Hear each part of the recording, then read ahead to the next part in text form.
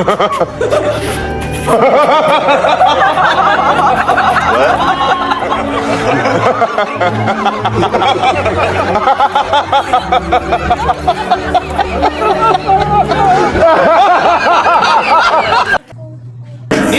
Asan ka?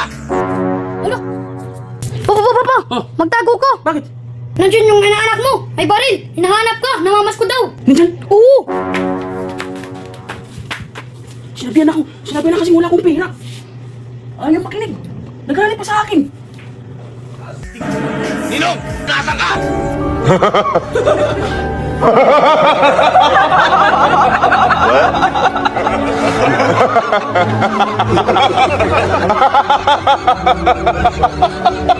Yo, Busing.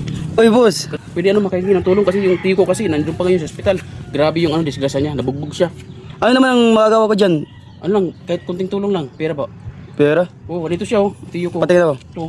Nandun pa sa ospital Utik, si Goku naman yan, si Ha? Goku. Hindi. Oo nga, tiyo ko to eh. Na-disgrasya siya kasi pinagtanggol niya ang mundo. Kalaban niya kailan mo si Majin Buu? Oo, Tapos si Prisa? oo. Yun nangyari sa kanya, ganyan. Paano yan, ma-hospital eh? May kapangyarihan naman yan. Ayan na nga, ayan ang daming bandages ang daming sa katawan. Basta, nandito nga yung dalawa niyang anak ko, gutom na yan, yung isa kalbo na. Kasi wala nang kinakain na mga vitamin na yung kumakapit yung buhok, kaya natanggal yung mga buhok na, kalbo na siya. Kawawa naman, wala nang pinapakain sa kanila. Kunting tulong lang, busing dyan. Wala kang magagawa dyan. Ha? Wala kang magagawa. Bayan ito dahil sa kanya, ligtas ang mundo. Nilaban niya si Prisa tapos si Majin Buu, tapos di kang bibigay, tiyo ko to. Sige, pag wala kang bibigay, Oo. sige, kapag lumakas, sabihin ko, balikan ka. Sige, Anong lugar to? mamaya. Bigyan kita. Anong lugar to? Lawagan. Oh, sabihin ko, pag lumakas si Goku, tiyo Goku, papunta ko rito. Wag na. Baka masira pa yung bayan namin. No. Oh, ito. Ito na yan. Pag, bayan ito si Goku. Tiyo ko to. Una.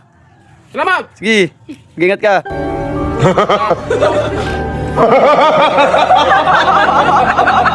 Sir, ba't premiera yung iniinom mo, hindi grande? Ano ang tama niyan? Ito namin kasi, pakiramdam ko, lumalakas yung tuhod ko. Oh. Lumalakas yung muscles ko. Oh, Hindi ako nanghihina kapag ito yung ininom ko. sakit kasi.